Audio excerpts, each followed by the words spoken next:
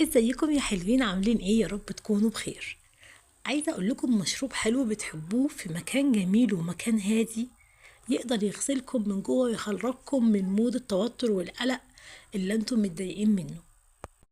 خروجه حلو في مكان حلو بتغير المود كده وتظبط الدنيا وتخليكم ترجعوا تاني عشان تكملوا حياتكم. وقت ما تلاقي نفسكم خلاص ما بقيتوش قادرين، سيبوا كل حاجة واخرجوا. روحوا اقعدوا في مكان حلو، مكان جميل، مكان هادي، اطلبوا مشروب بتحبوه. وكمان اقعدوا مع ناس جميلة، ناس شبهكم، ناس تقدر تفهمكم وتفهموها. تتكلموش في الموضوع اللي مضايقكم، اتكلموا في اي موضوع تاني، في اي كلام تاني خارج عن الموضوع ده.